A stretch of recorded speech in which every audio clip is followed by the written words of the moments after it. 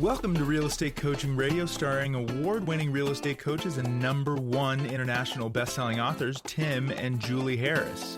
This is the #1 daily radio show for realtors looking for a no BS, authentic, real-time coaching experience. What's really working in today's market, how to generate more leads, make more money, and have more time for what you love in your life. And now your hosts, Tim and Julie Harris. Welcome back. Today, Julie and I are talking about listing presentations disasters, 10 blunders that sink your sale. Well, not that could ever happen, right? No, but let's just say. When Julie comes up with a really good title, I'm always enchanted by it because sometimes her titles are a little boring. But yes, this definitely it's a great list. How many points is it altogether? 10 points, yes, of things you need to check yourself against so you don't lose a sale over something silly. And remember, you can learn more about Premier Coaching, which is focused on all aspects of building a very successful and most importantly, profitable real estate business by simply texting the word Premier to 47372. Text the word Premier, P-R-E-M-I-E-R, to 47372. And when you do, we'll text you back a link to join Premier Coaching. And that does include a daily semi-private coaching call with one of our Harris certified coaches.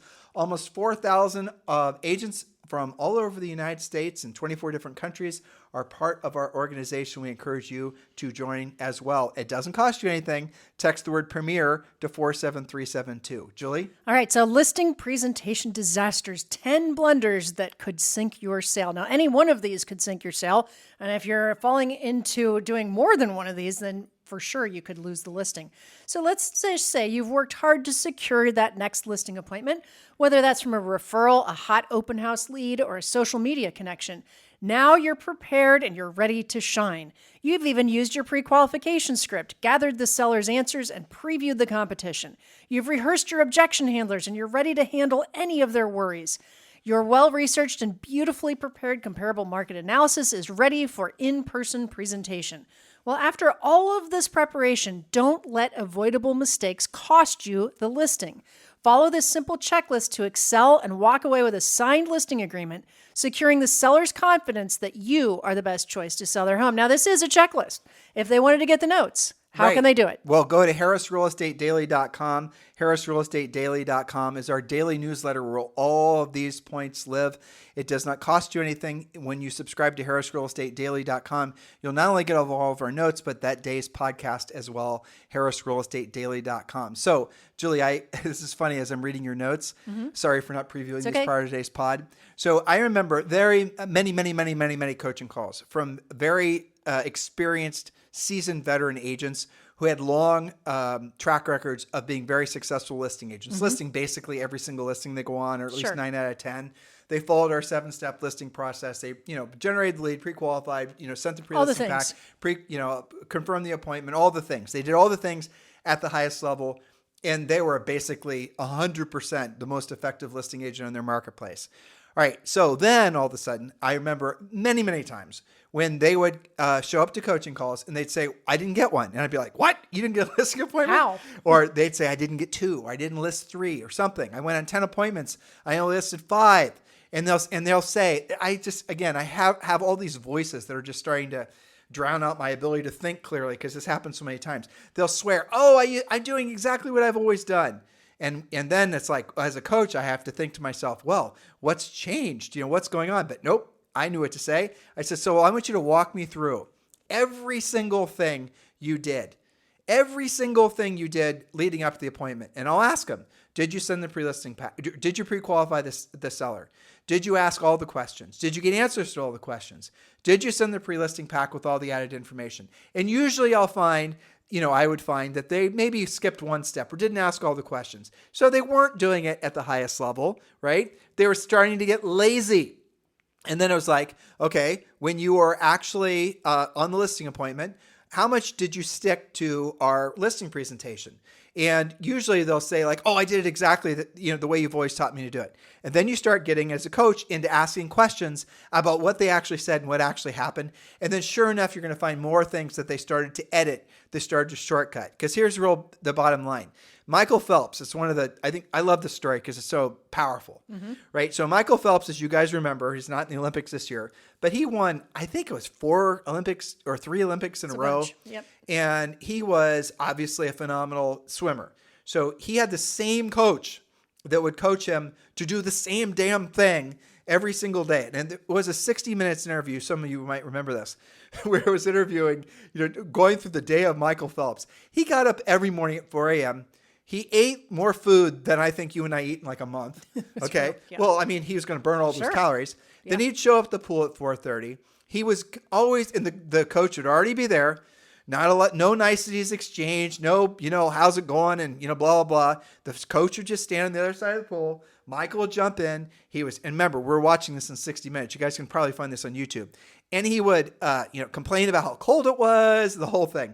And he'd just do that day in and day out. It was dark outside. It was dark inside. I mean, it was like one of Dante's levels of hell, basically. It was like for 7 hours a day, too. Minus the fact that he got to eat all that junk food in the morning, like 17 cup, all this stuff. Anyway, so he did this year in and year out. And what happened? He became the world's best long-distance swimmer, okay? Now, over time, he decided to, you guys will remember this, he fired his coach. And then what happened after he fired his coach? He got caught smoking marijuana, and he did all these other things, and he started to lose. He started to lose consistently. And then what did he do? He hired that coach back, and the coach basically was able to pick back up and, where they left off and get the guy back to where his best of breed gold medal winning swimming abilities. Now, you would think, well, the coach had to go back. Like, what was the coach doing? The coach was doing the same damn thing every single time, telling him the same thing every single time, never doing anything different, watching every single stroke, watching every single little micro movement that Michael was making in his water. And Michael figured, I'm going to fire this guy because he's just telling me the same thing over and over again. And I mean, I'm able to know what he's going to say before he's going to say it. I don't need him. I'm going to fire my coach. I'm going to start showing up at the pool at 8 o'clock. I don't have to be there at 4. I'm going to stay up. I'm going to stay out late. I'm going to start partying. I'm going to start enjoying life. Then he started to lose. So why am I telling you all this? Because at the end of the day, and this is the story I would tell my coaching clients when they would basically no longer follow the exact proven path to being consistently successful. A coach's job is to teach you how to do it in the first place, but then look for any little fluctuation. Now, sometimes Michael might figure out a way to make himself a microsecond faster because some little something he does when he's in the water. Well, the coach who had the stopwatch would look for what that change was and maybe say, well, let's see if it's consistent. And then if it was consistent, made it consistently faster, then guess what? Then they would, change the way that they're doing that particular thing. Again, that's what a great coach does. And practice it. I want you to think about that. How consistently do you actually follow a listing process? How consistent are your listing presentations? How even, do you deal with everybody following the exact same process, the exact same way, like Michael's coach did with Michael, like every professional does with every client, right? So when you're thinking about, well, I used to be a real home run hitter and I'd list 9 out of 10 of my listings, and now I guess I just have to accept 5 out of 10. The reason that you're losing is not because your competition's gotten any better, because they probably haven't. It's because you fired your coach mentally or emotionally, or actually maybe you did, and you have lost your ability to be introspective enough, and you started losing the very same little micro steps that gave you advantage in the first place, right?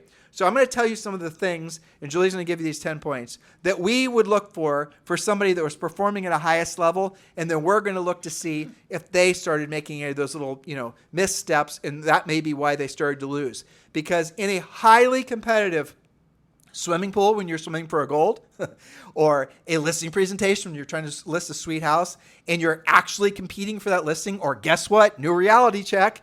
When you're competing for a really kick-ass buyer and you're competing against 2 or 3 other agents, because that is what's going to be happening. You're going to be giving presentations. You're going to have to show them your value or they're not going to sign their exclusive contract with you. We're going to teach you how to do that in the new Ethical Real Estate Professional Designation Program that we have coming out later this month. If you want to learn more about that, text the word buyer, B-U-Y-E-R, to 47372. The whole industry is going to be competitive. You're going to have to be more professional, right? So if you are somebody who used to be at the top of their game and you're no longer at the top of your game, or you're just getting your game on and learning your game, I want you to listen to these 10 points that Julie's about to give you in a great bit of detail, and be introspective and be open to be critical and to maybe make some serious course corrections ASAP before the market does permanently pass you by.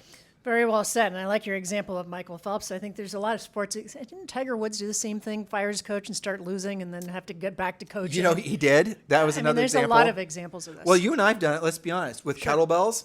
Yeah, with with working out. You can get hurt that way. Yeah. I mean, we have, but everything. It's because when you have somebody that's external that's watching you, that's frankly competent, knows what the hell they're doing. An interested third party. Exactly. That is essentially in alignment with what your ultimate goal is, which is you winning, or in the case of you being a listing agent. Or a prospective listing agent, you winning the listing, and all the incentive structures are pulling in the same direction, you're going to win more consistently at a higher level. But if you find yourself losing, or better yet, never make any of these 10 mistakes. Number one, you must show up on time. On time is late. Early is on time. 10 or 15 minutes. Don't sit in your car. They're watching you. You look weird. Get out of your car, knock on the door. You're early. They're going to appreciate that. That shows respect.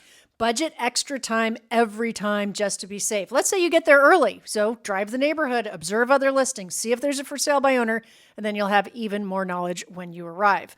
Okay, so number one, show up on time. Number two, parking prowess. Don't play driveway dominoes with the homeowner's car.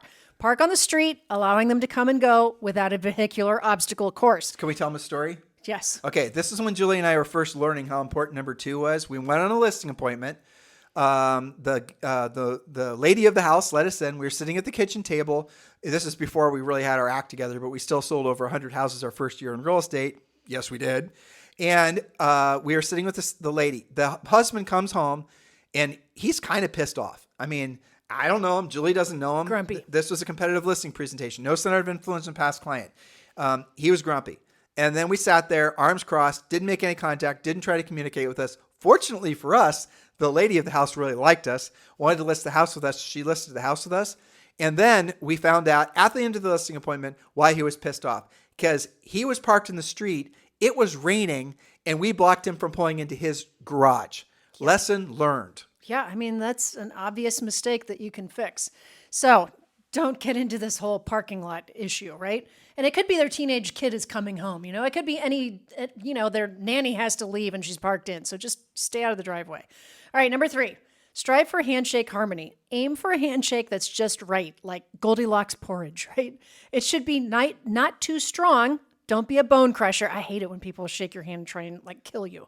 Not too weak, like a limp fish, right? You've got to have a strong, quick, professional handshake. Practice if you have to. There's a lot of psychology, or I would say pseudoscience or pseudopsychology that goes into handshaking. Like you just put your hand out and you shake it. I mean, that's the move. But some people will coach you or train you really to then put your other hand over the hand that they're shaking you with, or put your hand on their shoulder or their upper arm. Or turn their hand over as a power play. Personally, I think that's just a bunch of Mickey Mouse. And anybody who's watched a single YouTube video or watched anything on Instagram about all this stuff, you're instantly going to come off as fake. So just shake their hand and get back down to business. Seriously, yes. I have to show you a quick thing that happened at Zoe's school, right towards the end of school last year. I was meeting one of her older friends that she was in some class with. And, Zoe's 10, this girl's probably 14 or something. And I was so impressed. She introduced herself. Okay. She's like, Zoe was like, hey, let's go say, I see Margot, right? Let's go say hi to Margot. And I said, oh, hi, Margot. You must know Zoe's from wherever. Margot introduces herself as Margot plus her last name, sticks her hand out to shake my hand and says, it's so nice to meet you. Now that kid somewhere along the line had taken an etiquette class. Her parents taught her how to introduce herself. I was like, wow, that's really cool. Did Zoe see that? Yes, fortunately. Did that make an impression on her? I don't know. We'll see. I hope so. But I thought it was awesome. It's something that you can practice. All right. Number 4, house rules, no shoes. If you spot a shoe tray by the door, it's a sign to slip off your kicks. Well, I'll go to the next level. Think about this. Again, Julie and I learned this the hard way. If they're in a house where they never wear shoes, which is most houses nowadays, and you're wearing your shoes and you're wearing shoes with the heels, whatever, the noise of you walking around the house and making that clumping noise is going to grind on that seller like you cannot believe. Yes, it's a house they're about to sell, but you did not have the respect to take your stinking shoes off as you walk through their clean house, and you already know they're probably germaphobes, and you have instantly set emotion, them not wanting to do business with you. Subconsciously, they don't like you because you weren't smart enough to take your shoes off. And I'll tell you something else that I remember very clearly, Julie, learning this when we started listing more expensive homes. This is funny, but it's true. I'm sorry, but it's true. You will see when you take your shoes off, people will see, oh, what kind of shoes they are. That's true. And I remember very specifically, we had a listing appointment. It was like when we started listing over $1 million properties, ladies would see what kind of shoes you were wearing. All the time. Which was funny. So if you're going to buy new shoes, it is a good idea to buy something that's decent and brand name, because there are people that notice. And it doesn't really matter what you think about that. If you think that's flaky or not, doesn't matter. You're in their home. You're a guest. They want to, they want you to be probably more like them. And here's the thing. You made a point about, the heels on the travertine or whatever. I have found that it's bad also to have, like, even if you're not wearing actual flip-flops, like the sound of your sandals clicking on your heels is if you're wearing sandals on a listing appointment, that's dumb too. I don't care if you live in a beach town, just don't Exactly. do that. And in addition to that, just don't be the one who leaves a trail of mud or sand if you live near the beach on their pristine floors, okay? Don't let that be you. Advanced coaching in our listing presentation, a part of what we teach you in Premier Coaching, text the word Premier to 47372. One of the USPs, unique selling propositions you offer to the seller, it's a bit of a gimmick, but it's a great idea, is you are going to put a basket of shoe covers in the front of their house.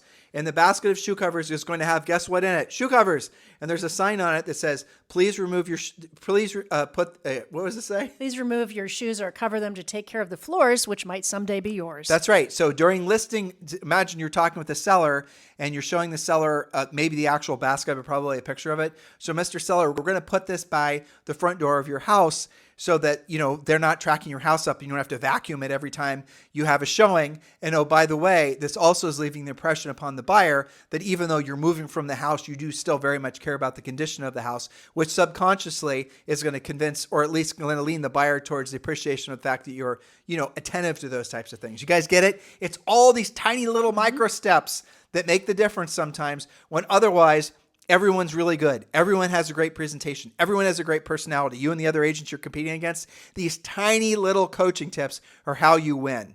That's right. It makes a great first impression, that shoe cover basket. And by the way, you can get medical shoe covers on Amazon. I checked. They're super cheap. And you can just get baskets at your dollar store or at a garage sale. So, Yep. Okay. Now, number 5, enthusiasm is infectious.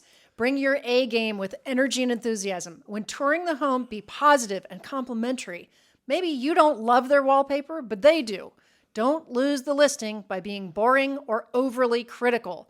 Leave that for the stager to tackle. Leave that for some of the feedback. Don't overdo that, because even if they loved everything else you did, if you make them feel like crap about their decorating, you're not going to get hired. Do not talk about the condition of the house. Do not talk about the decorating. Do not talk about anything that you find disagreeable, that the market even might find disagreeable.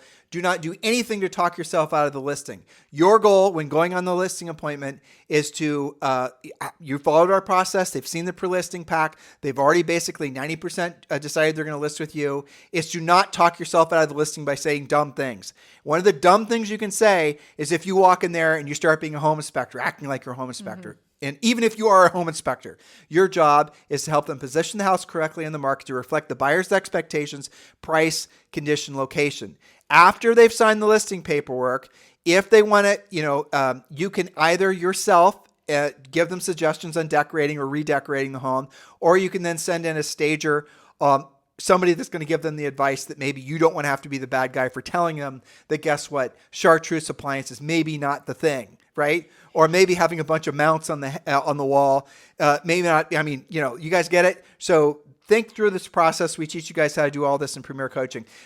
Julie's next point number 6, is really powerful. I'm going to add a little bit to it. Go ahead. Point number 6, and we can discuss this one. Seating strategy, the great debate. Dining room or kitchen table? Should you sit at the head of the table or let somebody else? Generally, we coach you to let them call the shots, take the seat that feels like home, sweet home to them. Avoid the awkwardness of fighting over the head of the table and just ask where they usually sit.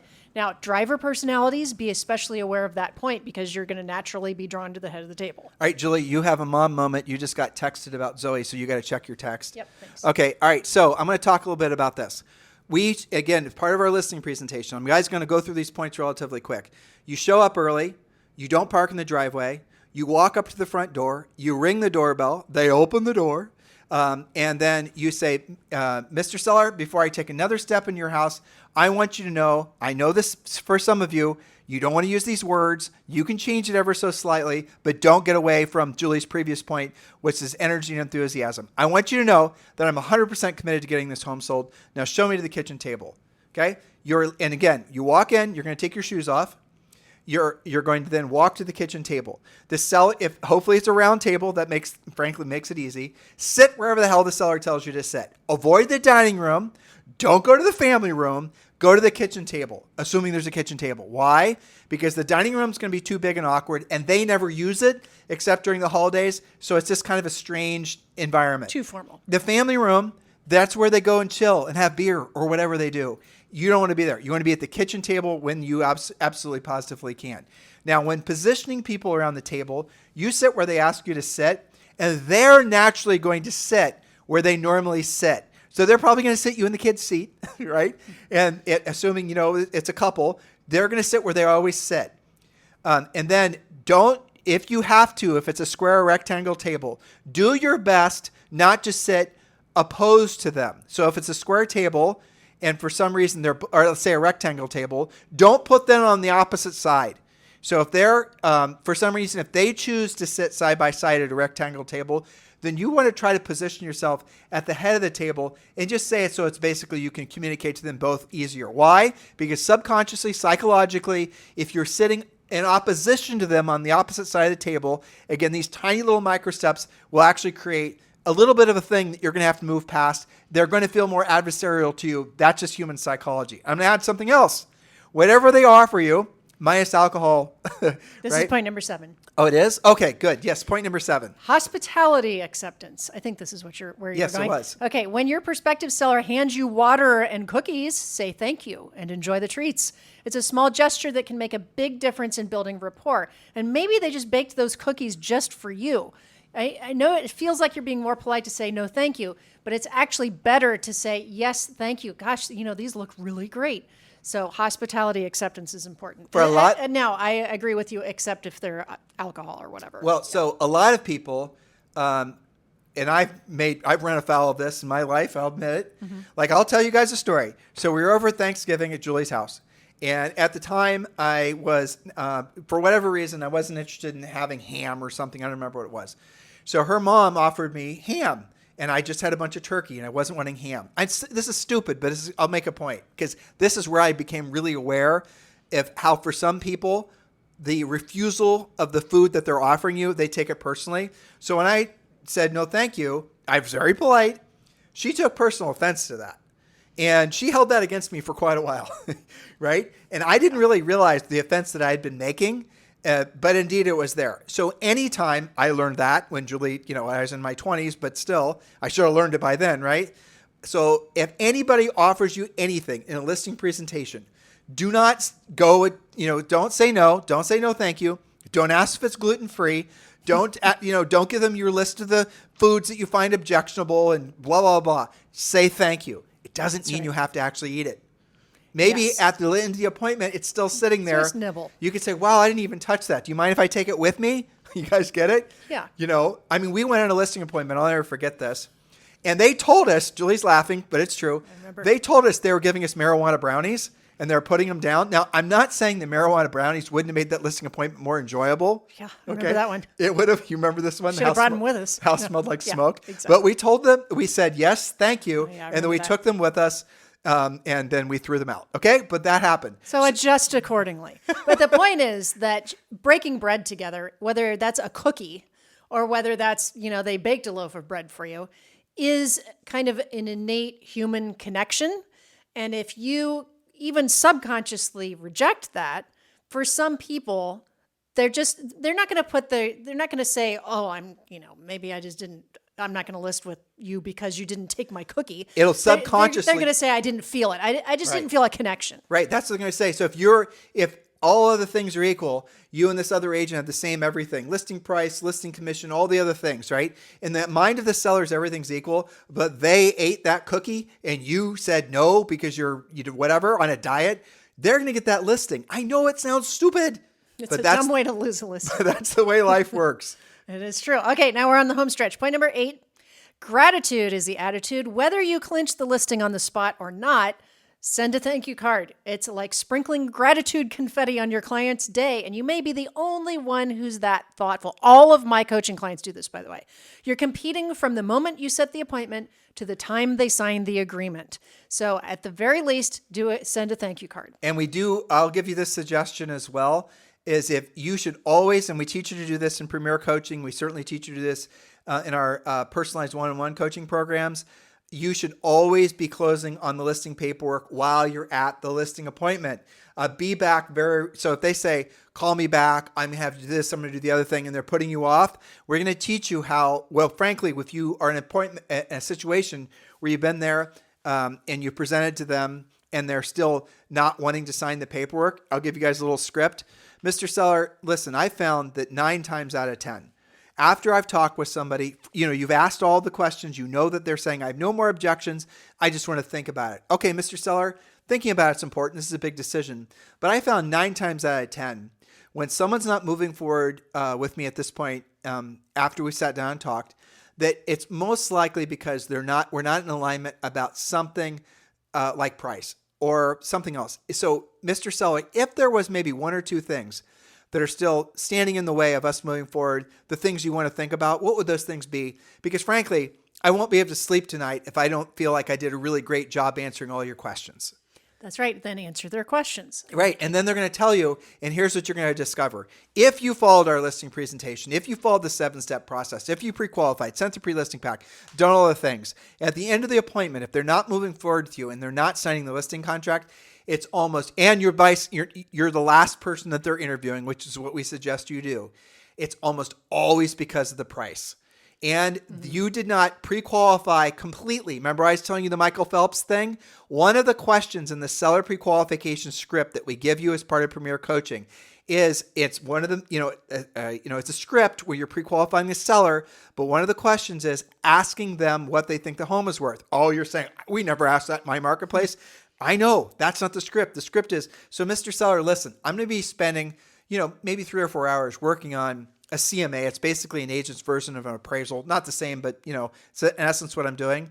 So help me choose what the comparables, or what we call in the industry comps, are that I should be using for your house. So what properties have you seen? I know what's sold. I know what's for sale, but I'm interested from your perspective. What properties have you seen sell in your marketplace that you feel are maybe comparable to yours? Maybe you know the house from having gone to a Christmas party there. Maybe they had a garage sale, whatever. So what properties have you seen sell in your marketplace in the last, say, 60 to 90 days or even longer that you think are similar to your property? Now, I'm going to give you guys advanced coaching.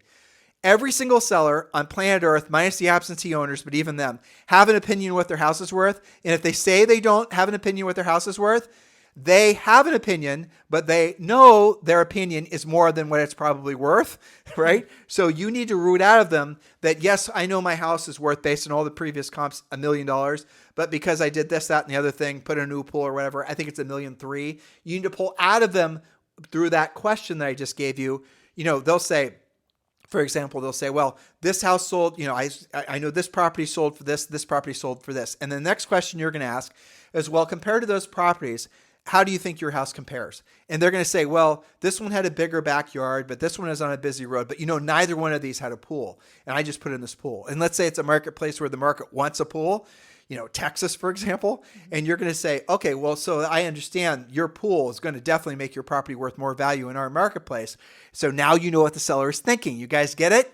Now you know what the seller is thinking. And so when you're in the listing appointment, you will not lose over the price, or you will not have to walk away from the listing appointment without the contract signed because you were not in alignment with the seller about what the price was, because you followed our listing process and you completely incorrectly pre-qualified them. Well, that is part of the pre-qualification script. And it's interesting because when we coach that, because there's so much more than what we can do on a podcast, I know. Right? A lot of times, this is when we've done some podcasts. If you guys want to look up in the podcast series about the 7-step listing process, when you're not on the same page regarding price, and let's say, my comps say all day long it's $1 million, but you're at $1,250,000, the inexperienced agent will then unqualify the listing and decide not to go on it because the seller overpriced it. We coach you that the script is, that's interesting. How did you arrive at that price? Right. And then you're going to find out they just put a, $300,000 pool in there with all of the things and all the landscaping, and maybe it actually is worth that, especially if you're in a market that loves that kind of thing. Instead of being, almost looking for a reason not to go on the appointment, you have to watch your scripting and your conversation. That's interesting. How did you arrive at that price? So I'll tell you the other reason you use that, since we got on this and we've got 2 more points, is because in a world where there's so many pocket listings, they may actually say, well, my comp that I have in my mind is 2 streets away, and you didn't even find it in the MLS because it's sold off market, and maybe it's a really killer comp. But Julie, that's another good point. Don't be doing CMAs based on MLS statistics and data anymore. You're going to have to pull in actual sales data from your property records that happen, at the courthouse, but you can get access to that.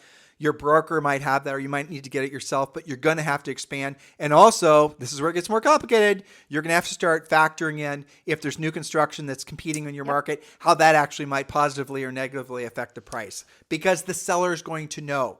The seller is going to know. Like I said, every single seller has an opinion what their property is worth. You do, dear listener, don't you? Yes, that's right. And I bet, here it is, you think your house is worth more than it's probably worth, just like every seller you're ever going to meet with. When was the last time you met with a seller who thought their house was worth less than market price? That happens Said never. No seller ever. Exactly. I know. There's so many details we could go into. All right, we have 2 more points about blunders that you do not want to have on a listing appointment. Number 9, no politics, please.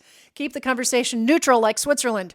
Avoid political minefields and keep the focus on real estate, not on political debate. It is inappropriate to go down that road. It has nothing whatsoever to do with your ability to sell the house or what they're after in terms of your services for them. Sometimes people will try to bait you, okay? They're going to say things to try to bait you into conversation that frankly is not appropriate for a professional to be having a listing appointment. And you just got to be Switzerland, like Julie said. Or the great advice Julie and I got in our more formidable years was be a Republicrat. Be a Republicrat. I can see it from both sides. And, or the best yet, just avoid it. Just avoid it. Okay. I'm so busy getting my listing sold, Mr. Seller, that I actually don't even pay attention to the news. I know that sounds crazy, but the reality of it is I'm sure you would prefer me, not toiling away my hours of life watching MSNBC or Fox News. You'd much prefer that I find a buyer for your house. Very well said. All right, last but not least, number 10, but this one's really important. Dress for success. Dress to impress, but err on the side of a tad bit nicer than your prospects. Striking the perfect balance between professional and approachable attire is key. So develop 3 or 4 ideal outfits that are your go-to presentation ensembles. I like to tell a quick story from a coaching client about this, who's a very, very experienced agent in Phoenix. She would take nearly every appointment, but came to a coaching call once and said, I cannot believe that I blew that last listing appointment. I said, you're kidding me. You never blow listing appointments. What in the world happened? She said one thing. It was the first super hot day of the year in Phoenix, which is like 110 degrees, right? In the shade. In the shade. And she said, I overdressed. And there wasn't anything I could do. The outfit I was wearing, there wasn't a jacket to take off. I was wearing too thick. I was sweating the whole time. It gave me a little bit of a mini panic attack. I wanted to get the heck out of there. I couldn't concentrate. I couldn't handle objections. And I forgot to close because I was wearing the wrong outfit. Well, I think personally, and you and I we're the same. And I have to say, I'm so glad to see the younger generation swinging back towards essentially getting their acts together as how they dress. Yeah. But I want you to imagine you're in a listing presentation. In this mind of the seller, I keep saying this, but it's true. In a competitive listing situation, if you're in a really tough market where your other competitors that you're competing with on these listings, and all of you are going to be in this situation as you become more powerful listing agents, everything is, you got the same days in the market, your list sell price ratio is great, your marketing plan is great, your team is great, your blah, blah, blah, blah. Everything is basically the same. There's no discernible difference. You work luxury, you work relo, you have great stuff on social media, all the rest of it. But you dressed a little bit nicer. And I'm going to lay into this too. It's not just your dress. It's how you look overall. It's how you smell. Did you actually look, and Julie made a really good point here. You should always, not just when you're going on listing appointments, but in life in general. When you're out in the wild. Right. You should always, because you are, like if you guys want to know what your brand is, it's how people perceive you first and foremost. Look, sound like when you talk, how you present yourself. how you smell, how you behave. That's your haircut, your glasses, your Right. nails, your shoes, all of the things. And this can be applied to your car too, by the way.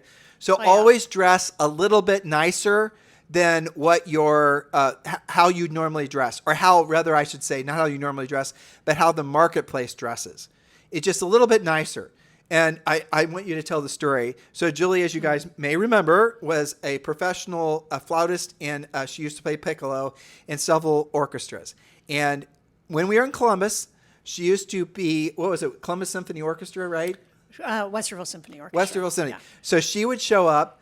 Rehearsals were always, we were like good semi-professional, I would say, right? So rehearsals are after, most of us had jobs during the day, and we would have a rehearsal in the evening, right? So a lot of people would show up in their sweatpants. They're after work. They're unplugging a little bit to these rehearsals. I would always, always, always make sure that I was dressed more professionally. I'm not talking about like a formal suit necessarily, but I'm wearing nice pants, nice shoes.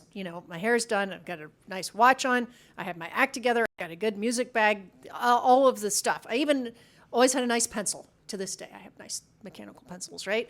So just a notch above. I'm not trying to show off. I'm just trying to look professional. Now, and you did not have real estate breath. I didn't have realtor breath. You never talked. Right. You never talked about. I know you didn't. Yep. You told me this. Right. When do you plan on moving? Right. I didn't do that. No, she was not in there prospecting. No. She was there because people that are in those orchestras, just like most, like church, frankly, like a lot of clubs. Yeah. If someone shows up and they're very pitchy to whatever they're selling, essentially it's against the vibe, and they're not going to want anything to do with you. No, we were there to practice. Right. So she would show up looking really nice, and eventually. Well, so what happened, unintended consequence, but then I ended to make it an intended consequence, was people would say, gosh, you always look so nice. What do you do?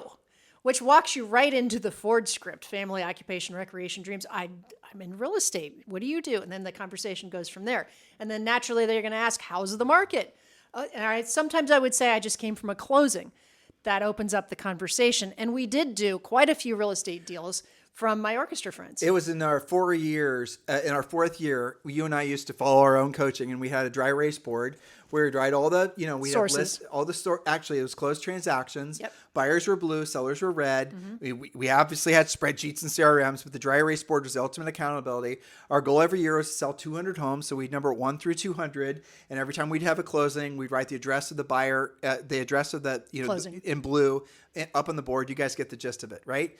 And then I remember halfway through the year, about this time, this is, forever ago, I went and I started, because we'd also source on this board what the actual source of the business was. And I remember it was halfway through the year, we'd sold like 60 or 70 houses, and going through in like 30 or 40 of those transactions, not just listings, but buyers as well, were for Julie's music sphere, because she would sell a house for one of these very introverted musician types, and they turned out had a family and friends. Sure. And it was after like Julie's doing this, just dressing nicer, not having real estate breath, they started essentially seeing her as their go-to real estate agent. It was phenomenal. And it wasn't just for them, it was for their center of influence. So you have to remember that people you come in contact with, your friends, your family, your past clients, people in your clubs, all of the stuff that we coach you to do in, Premier Coaching about expanding your center of influence, each person you come in contact with has their own center of influence. And that's how most real estate deals are done. Well, the statistic from NAR is after 5 years, most agents, I think they get 60 or 70% Something of all like their that. deals from centers of influence and past clients. Assuming they talk to them, yeah. Well, how about this? Assuming they've been they last They and last they that get into long. the business True. for 5 years. Yeah, that's right. But so really, if you look at the 10 things that we talked about today, and we'd like to give you lots of stories because that reminds you that, we actually did sell real estate and did these things. And a lot of these things we learned not to park in the driveway the hard way because we screwed up by parking in the driveway, right? So we share our stories so that you'll remember when you're going to your next listing, oh gosh, I remember I'm not supposed to park in the driveway. I'm supposed to make sure that I have my act together and I look the part. I look like somebody that they're going to hire, right? So each one of these things can make it or break it. And once you start putting a combination of these things together, instead of saying, oh, these are all these mistakes that I've got to be worried about. No, look at this as a competitive advantage. Look at this as your checklist. Yeah, that's it. So if you follow our 7-step listing process and you find yourself no longer taking 9 out of 10 listings, you should be taking 10 out of 10, but let's just say you've fallen, or you've never gotten there in the first place. Are you really following our listing presentation? Are you really studying the pre-listing pack, or did you do your version? Are you actually pre-qualifying and asking all the questions? Because we know the question you like to skip is the one about price. That's right. And we've given you 3 scripts on today's podcast, how to get the price out of the seller. They're going to tell you. And if they don't, I just told you most likely why. By the way, you're going to also root out the FISBOs that are just using you to price. You're going to develop these intuitive, abilities that's going to cause you to be very much more effective, not waste time, focus on the people who are actually ready to transact. Do you feel motivated, excited? There's another point. Energy, enthusiasm. Okay, this is like point 3, but this is really important. Energy, enthusiasm is the first thing to go when somebody gets really successful. That's true. They start getting complacent. They start becoming lazy. Now, if you're a new agent, and we've completely fire hosed you with information, which is our way, and you are feeling overwhelmed. Right. I'm going to tell you the one thing I want you to take away from this. Aside from joining Premier, Premier Coaching, text the word Premier to 47372. I want you to remember this. Most of your competitors, dear new agent, are going to be grizzled veteran agents or friends and family of the seller. They're probably not going to show up with energy and enthusiasm.